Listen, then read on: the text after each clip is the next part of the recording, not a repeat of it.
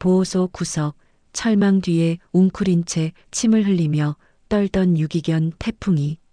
사람의 손길이 닿기만 해도 몸을 숨기던 그 아이가 어느 봄날 아이의 손에 처음으로 코를 갖다 대며 미소 지었습니다. 이 이야기는 한 마리 유기견이 다시 세상을, 사람을 믿기까지의 기록입니다. 누구보다 상처 깊었던 아이의 눈에서 드디어 미소가 피어났습니다. 지금부터 그 눈물 나는 여정을 함께 해주세요. 민수가 공방에서 나무를 깎는 소리가 규칙적으로 울려 퍼지는 오후였습니다. 혜진은 거실 소파에 앉아 투야를 무릎에 올리고 책을 읽고 있었죠. 강아지였던 투야는 이제 제법 듬직한 비글로 자라 있었습니다. 왼쪽 귀에 난 작은 상처는 어린 적 다른 개와 놀다 생긴 것인데 투야만의 특별한 매력이 되어버렸습니다. 투야야, 우리 잠깐만 이모네 가 있을까? 혜진이 투야의 머리를 쓰다듬으며 말했습니다. 대학 동창인 수연이가 도움을 요청해온 참이었죠. 투야는 꼬리를 살랑거리며 혜진의 얼굴을 하찼습니다. 마치 괜찮다고 말하는 것 같았어요. 민수는 처음엔 망설였습니다. 2주면 길지 않나? 하지만 수연이는 오랜 친구였고 투야도 몇 번 만난 적이 있어서 낯설어하지 않았습니다. 결국 부부는 투야를 수연이에게 맡기기로 했죠. 그날 저녁 투야를 데리고 가면서 수연이는 약속했습니다. 2주 후 토요일에 꼭 데리고 올게. 투야 잘 돌볼게. 걱정 마. 투야는 새로운 환경에 조금 어리둥절해했지만 수연이가 건네준 간식을 받아 먹으며 금세 적응하는 듯 했습니다. 2주가 지났습니다. 민수와 혜진은 토요일 아침부터 투야가 돌아올 준비를 했어요. 혜진은 투야가 좋아하는 닭가슴살을 삶고 민수는 투야의 침대를 햇볕에 말렸습니다. 하지만 약속 시간이 되어도 수연이에게서 연락이 오지 않았습니다. 전화를 걸어도 통화 중이거나 받지 않았어요. 문자도 읽음 표시가 뜨지 않았습니다. 이상하다 싶어 수연이 집으로 찾아갔을 때 집은 텅 비어 있었습니다. 이사를 간 듯했죠. 이웃에게 물어보니 며칠 전에 이사차가 왔다고 하더군요. 투야는 어디 갔지? 혜진의 목소리가 떨렸습니다. 민수는 주먹을 꽉 쥐었어요. 경찰서에 신고했지만 민사 문제라며 적극적으로 나서주지 않았습니다. 유기견 보호소를 하나씩 찾아다녔지만 투야의 흔적은 어디에도 없었어요. 밤마다 혜진은 울었습니다. 내가 보냈으니까 내가 투야를 잃어버린 거야. 민수도 말없이 담배만 피워댔습니다. 6년 동안 가족이었던 투야가 하루아침에 사라져버린 현실을 받아들이기 어려웠어요. 한 달이 지나도 소식은 없었습니다. 혜진은 투야 같은 아이들이라도 도우며 살아보자고 제안했어요. 자신들의 상처를 조금이나마 달래고 싶었던 마음이었습니다. 민수는 고개를 끄덕였습니다. 투야를 찾지 못한 죄책감을 안고 살아가는 것보다는 다른 아이들에게라도 도움이 되고 싶었거든요. 첫 봉사 날이었습니다. 민수와 혜진은 시내에서 가장 큰 유기견 보호소 사랑나눔센터를 찾았어요. 센터장은 중년의 따뜻한 여성이었는데 부부의 사연을 듣고는 깊이 공감해 주었습니다. 이런 마음으로 오신 분들이 진짜 도움을 많이 주십니다. 고맙습니다. 보호소 안으로 들어서자 수십 마리의 개들이 일제히 짖기 시작했어요. 크고 작은 개들이 철창 너머로 꼬리를 흔들며 관심을 끌려 했습니다. 혜진은 한 마리씩 천천히 살펴보았어요. 혜진의 심장이 급하게 뛰기 시작했어요. 그곳에는 비글 한 마리가 웅크리고 있었습니다. 크기도 털색도 투야와 비슷했죠. 무엇보다 왼쪽 귀에 작은 상처가 있었어요. 투야와 똑같은 자리에 말입니다. 민수야, 이리 와봐. 혜진의 목소리가 떨렸습니다. 민수가 다가와 그 개를 보는 순간 두 사람 모두 숨이 멎을 뻔했어요. 눈동자의 색깔, 코의 모양, 심지어 앉아 있는 자세까지 투야와 너무나 닮아 있었거든요. 투야야? 혜진이 조심스럽게 불러보았습니다. 하지만 그 개는 반응하지 않았어요. 오히려 더 구석으로 몸을 움츠렸습니다. 센터장이 다가와 설명해 주었어요. 이 아이는 일주일 전에 들어왔는데 사람을 많이 무서워해요. 학대를 당한 것 같다고 수의사가 진단했어요. 민수는 망설이지 않고 입양하겠습니다. 혜진도 고개를 끄덕였어요. 투야가 아닐 수도 있지만 그래도 이 아이를 그냥 둘 수는 없었습니다. 센터장은 조금 걱정스러워했어요. 이 아이는 일반적인 케어가 어려울 것 같은데 정말 괜찮으실까요? 괜찮습니다. 우리가 잘 돌볼게요. 민수의 목소리에는 확신이 있었습니다. 입양 절차를 밟는 동안 부부는 그 개를 계속 투야라고 불렀어요. 하지만 아이는 여전히 반응하지 않았습니다. 집으로 데려오는 차 안에서도 그 개는 구석에 바짝 붙어 떨고 있었어요. 혜진이 손을 내밀면 더욱 몸을 웅크렸습니다. 투야가 이렇게 무서워할 리 없는데 혜진의 마음 한구석에서 의심이 고개를 들기 시작했어요. 집에 도착해서도 상황은 마찬가지였습니다. 예전 투야의 침대를 내어놓아도 다가가지 않았고 좋아했던 장난감에도 관심을 보이지 않았어요. 심지어 밥그릇에 다가가는 것조차 조심스러워했습니다. 밤이 되자 그 개는 현관 구석에 몸을 웅크리고 잠들었어요. 혜진은 담요를 가져다 덮어주려 했지만 손만 뻗어도 깜짝 놀라며 깨어났습니다. 투야라면 내 품에서 잤을 텐데. 혜진은 마음속으로 중얼거렸습니다. 민수는 거실에서 그 개를 바라보며 생각에 잠겼어요. 정말 투야일까? 하지만 그것보다 중요한 건 이 아이가 얼마나 무서워하고 있는지였습니다. 누군가에게 상처받은 흔적이 역력했거든요. 투야든 아니든 이 아이는 우리가 지켜야 해. 민수는 마음속으로 다짐했습니다. 사흘째 되는 날 아침, 민수와 혜진은 그 개를 데리고 동물병원을 찾았습니다. 투야에게는 등록된 마이크로칩이 있어서 투야인지 확인해 보기로 했어요. 수의사는 친절하게 칩 스캐너를 가져와 아이의 목 뒤쪽을 훑었습니다. B-, B- 기계음이 울렸어요. 수의사가 컴퓨터 화면을 확인하더니 고개를 저었습니다. 등록번호가 다르네요. 이 아이는 투야가 아닙니다. 혜진의 얼굴이 하얗게 변했어요. 마지막 희망마저 사라진 순간이었습니다. 그럼 이 아이 이름은 뭔가요? 민수가 물었습니다. 등록명은 벨이라고 되어 있는데 원래 주인이 유기했나 봅니다. 연락처도 가짜로 되어 있어요. 수의사의 설명을 들으며 혜진은 눈물을 참았습니다. 투야라면 얼마나 좋을까. 병원을 나오는 길 부부는 말없이 걸었어요. 투야는 아니지만 이 아이도 우리가 필요한 것 같아. 혜진도 고개를 끄덕였어요. 투야를 찾지 못한 아쉬움은 컸지만 눈앞에 이 아이를 외면할 수는 없었습니다. 집에 돌아와서 부부는 진지하게 이야기했어요. 혜진이 먼저 말했습니다. 이 아이에게 새 이름을 지어주자. 더 이상 투야라고 부르면 안 될 것 같아. 민수도 동의했습니다. 그래, 이 아이만의 새로운 시작이 필요해. 하지만 이름을 정하는 것도 쉽지 않았어요. 아이는 여전히 사람들을 피했고 어떤 성격인지 알기 어려웠거든요. 며칠을 고민하다가 혜진이 제안했습니다. 일단 시간을 두고 지켜보자. 이 아이가 어떤 아이인지 알게 되면 자연스럽게 이름도 떠오를 거야.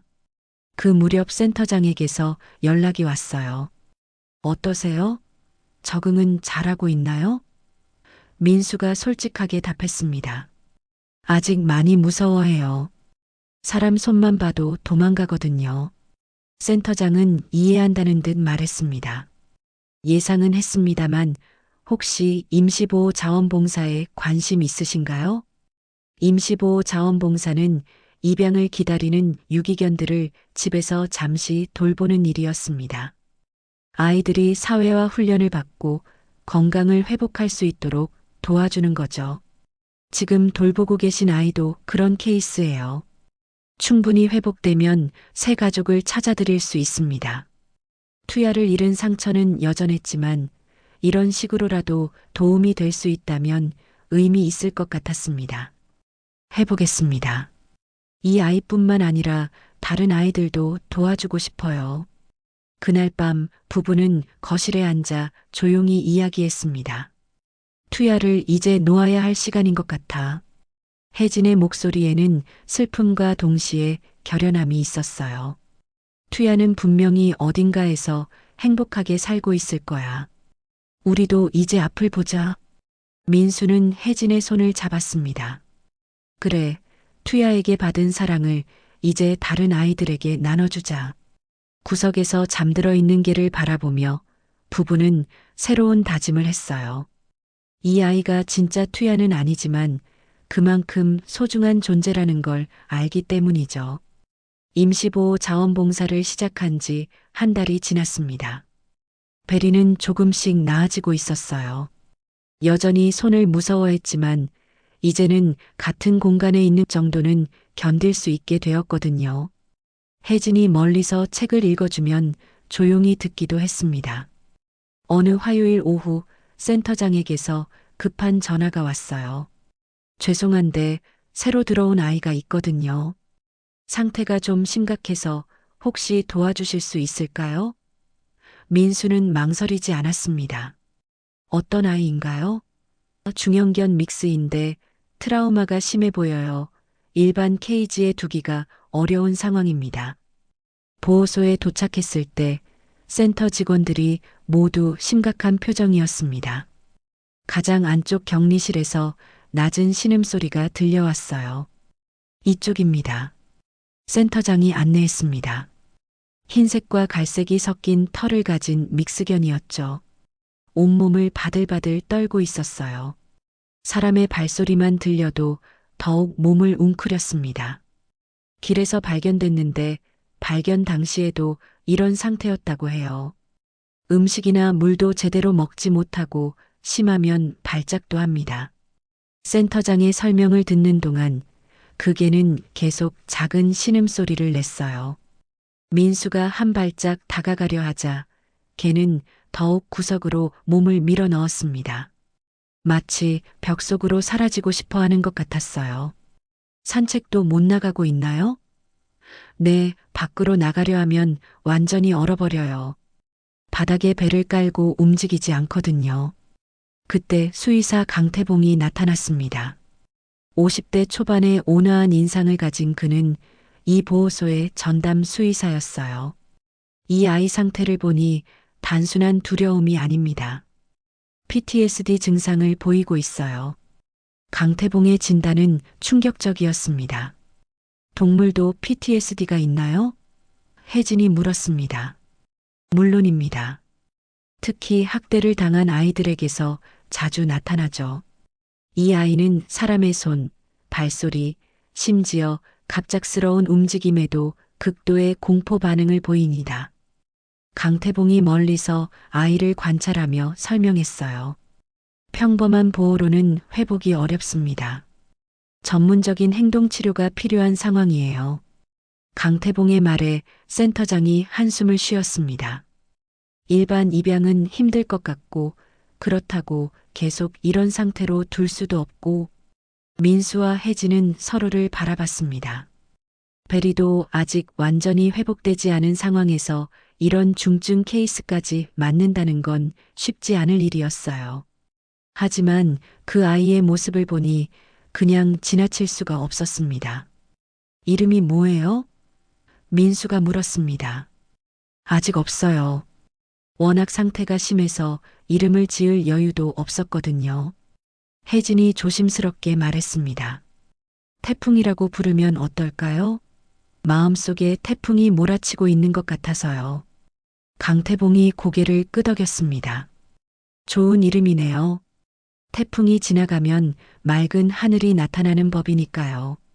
그날 부부는 태풍이를 집으로 데려가기로 결정했습니다. 쉽지 않을 여정이라는 걸 알고 있었지만 포기할 수는 없었어요. 태풍이가 집에 온 첫날 밤은 악몽 같았습니다. 아이는 현관 구석에서 한 발짝도 움직이지 않았어요. 물그릇을 가져다 놓아도 사람이 보고 있으면 절대 다가가지 않았습니다. 밤새 작은 신음소리와 헥헥거리는 숨소리만 들렸어요. 베리는 태풍이를 신기하게 바라봤지만 다가가지는 않았습니다. 서로 상처받은 아이들끼리 거리를 두고 있는 것 같았어요. 혜진은 밤새 잠을 이루지 못했습니다. 제대로 아이들을 돌보지 못할까봐 불안한 마음이 계속 들었어요. 다음 날 강태봉 수의사가 집으로 찾아왔습니다. 그는 태풍이를 보자 심각한 표정을 지었습니다. 생각보다 더 심각하네요. 이건 단순한 적응 문제가 아닙니다. 강태봉은 부부에게 자세히 설명해 주었어요. 태풍이에게는 모든 인간의 행동이 위협으로 느껴집니다. 손을 뻗는 것, 큰 소리를 내는 것, 심지어 눈을 마주치는 것도 공포의 대상이에요.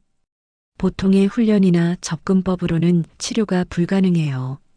일단 태풍이만의 안전지대를 만들어주세요. 그리고 절대 강요하지 마세요. 사람과 태풍이의 관계 회복이 우선입니다.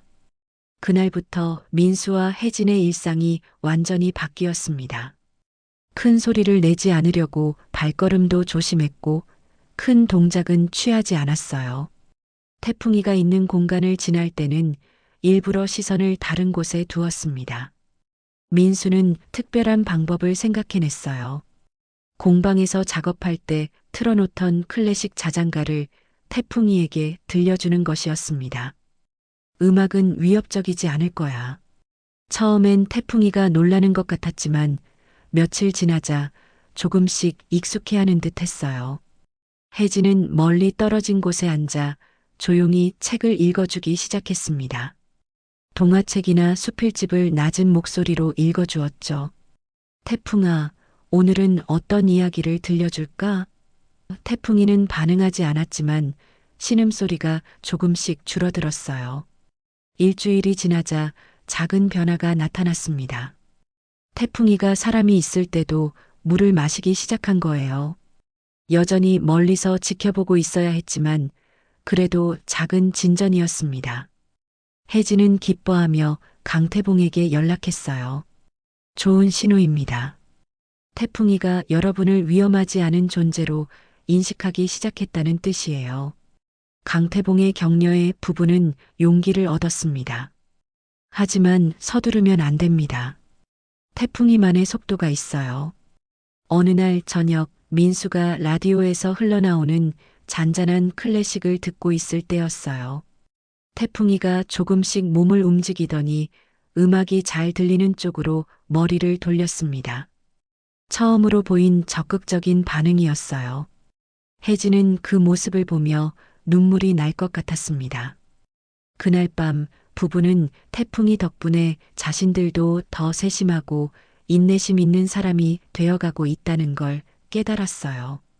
상처받은 아이를 돌보면서 오히려 자신들의 마음도 치유받고 있었던 거죠. 태풍이가 집에 온 지 한 달이 지났습니다. 여전히 사람을 피하긴 했지만 이제는 같은 방에 있는 정도는 견딜 수 있게 되었어요. 무엇보다 밤에 우는 횟수가 현저히 줄었습니다. 혜진이 읽어주는 책 소리에 귀를 기울이는 모습도 보였죠. 수의사는 정기적으로 집을 방문해 태풍이의 상태를 확인했습니다. 많이 좋아졌네요. 이제 본격적인 사회화 훈련을 시작해 볼까요? 하지만 그의 사회화 훈련은 일반적인 것과 달랐어요. 태풍이에게는 특별한 접근이 필요합니다. 민수는 태풍이를 위한 특별한 산책 가방을 만들었습니다. 목공 기술을 활용해서 태풍이가 숨을 수 있는 작은 공간이 있는 이동용 상자였어요. 밖이 무서우면 언제든 여기로 들어가도 돼. 처음엔 태풍이가 그 상자 자체를 무서워했지만 며칠 후엔 호기심을 보이기 시작했습니다. 첫 산책 시도는 대실패였어요. 현관문만 열어도 태풍이는 완전히 얼어붙었습니다. 바닥에 배를 깔고 움직이지 않더군요. 괜찮아, 태풍아. 억지로 안 나가도 돼. 혜진이 다정하게 말하며 다시 집 안으로 들어왔습니다. 강태봉은 다른 방법을 제안했어요. 일단 문만 열어두고 태풍이가 스스로 나올 때까지 기다려보세요. 강제로 끌고 나가면 트라우마가 더 심해집니다.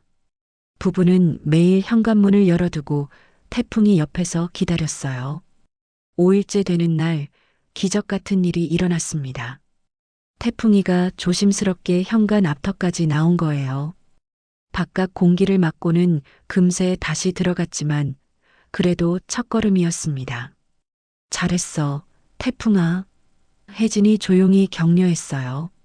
강태봉이 제안한 목소리 훈련도 시작했습니다. 태풍이는 사람의 손을 무서워하니까 목소리로 소통해 보세요. 민수는 앉아 기다려 같은 간단한 명령을 부드러운 목소리로 반복했습니다.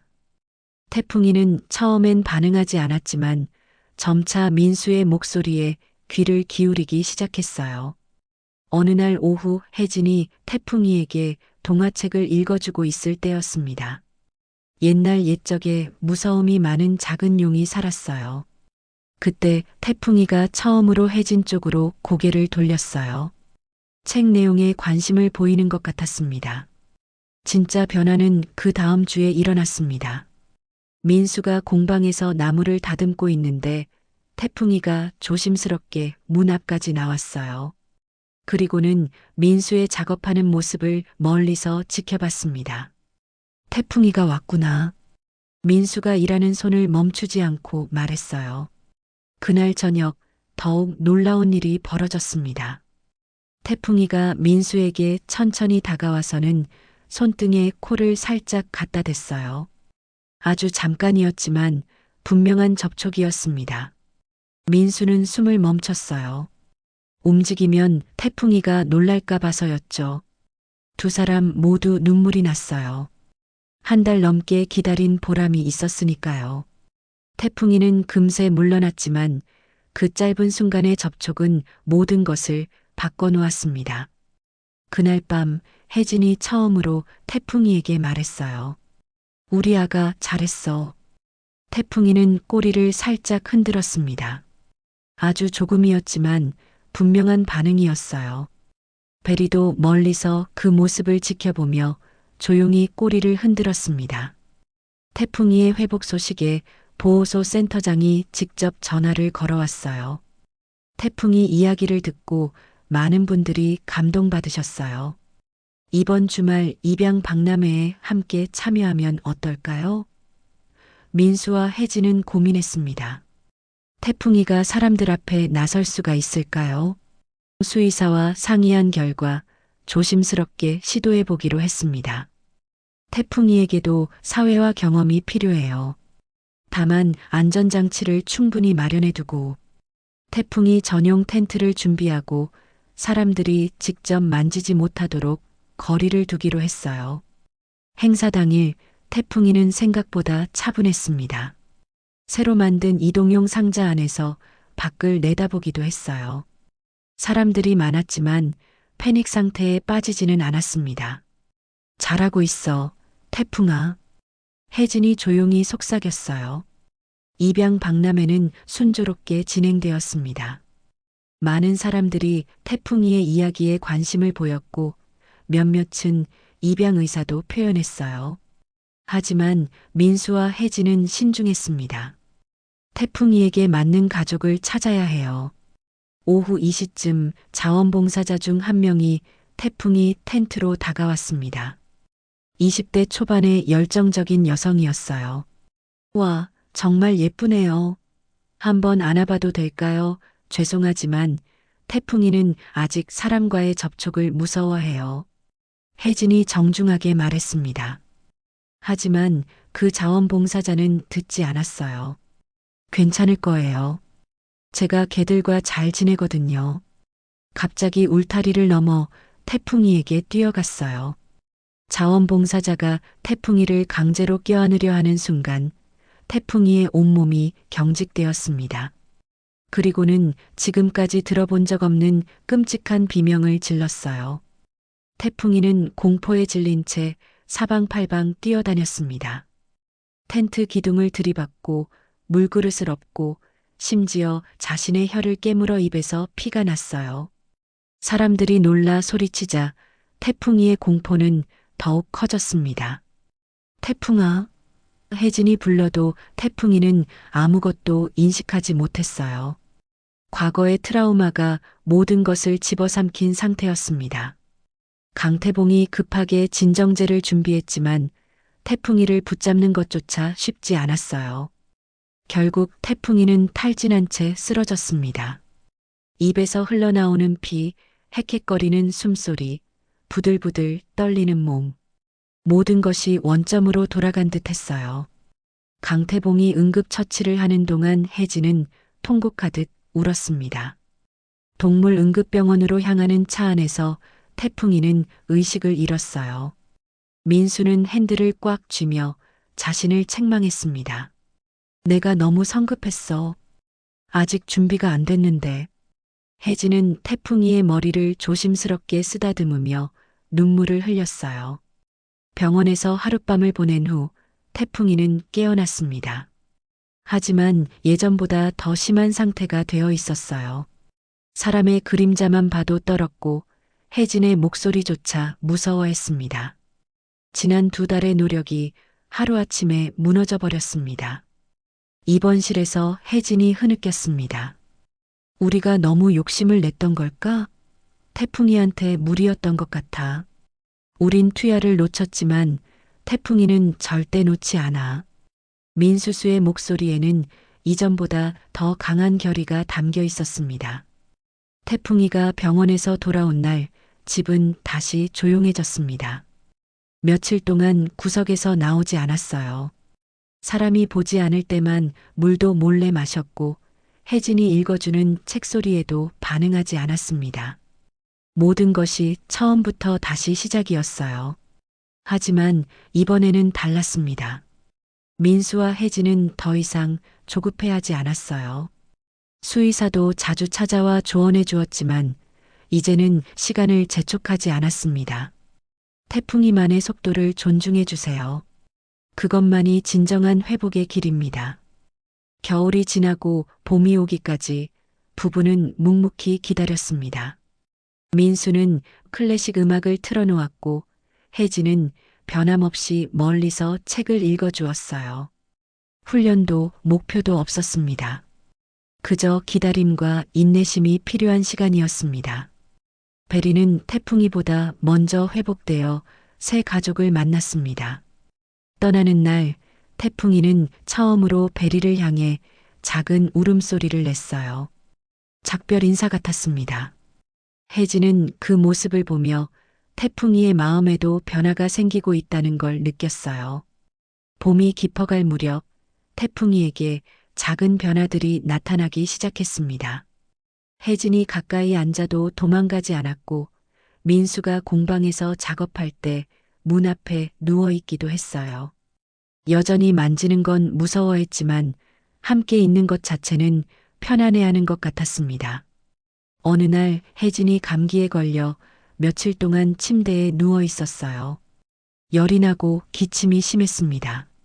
민수가 간병하느라 바쁜 와중에 태풍이가 조용히 침실 문 앞에 앉아 있더군요. 마치 혜진을 지키고 있는 것 같았어요. 태풍이가 걱정하는 것 같아. 민수가 신기해하며 말했습니다. 정말로 태풍이는 혜진이 회복될 때까지 침실 근처를 떠나지 않았어요. 때론 작은 울음소리로 안부를 묻는 것 같기도 했습니다. 사람을 걱정한다는 건 마음이 열렸다는 뜻이었죠. 6월의 어느 화창한 일요일, 부부는 태풍이와 함께 근처 공원에 나갔습니다. 태풍이는 이제 산책을 무서워하지 않았어요. 여전히 조심스럽긴 했지만 바깥 공기와 햇살을 즐겼습니다. 새소리와 바람소리에 귀를 기울이기도 했고요. 공원 벤치에 앉아 있는데 어린 아이 하나가 태풍이에게 관심을 보였습니다. 5-6세 정도 되어 보이는 남자아이였어요. 강아지다. 아이가 기뻐하며 다가왔습니다. 민수와 혜진은 긴장했어요. 혹시 태풍이가 또 놀랄까 봐서였죠. 하지만 이번엔 달랐습니다. 태풍이는 도망가지 않고 오히려 조심스럽게 고개를 들어 아이를 바라봤습니다. 아이가 천천히 손을 내밀자 태풍이는 잠시 망설이더니 그 작은 손에 코를 갖다 댔어요. 와, 강아지가 인사해요. 아이가 웃으며 말했습니다. 태풍이는 처음으로 꼬리를 흔들었어요. 아주 작지만 분명한 기쁨의 표현이었습니다. 그 순간 민수는 조용히 말했어요. 이젠 봄이 왔네. 태풍이한테도. 혜진은 말없이 고개를 끄덕였습니다. 투야를 잃은 상처는 여전했지만 태풍이를 통해 다른 형태의 사랑을 배웠어요. 완벽하지 않아도 느려도 서로 다른 방식이어도 괜찮다는 걸 깨달았습니다. 집으로 돌아가는 길, 태풍이는 처음으로 민수와 혜진 사이를 걸었습니다. 더 이상 뒤에 숨지 않았어요. 세 식구는 그렇게 함께 집으로 향했습니다. 태풍이의 눈동자에는 더 이상 공포가 아닌 환한 희망이 빛나고 있었어요. 그날 밤 태풍이는 처음으로 거실 소파 근처에서 잠들었습니다. 민수와 혜진 곁에서 말이에요. 창밖으로는 따뜻한 봄바람이 불어왔습니다. 정말로 봄이 왔구나. 두 사람은 생각했어요. 태풍이에게도 그리고 자신들에게도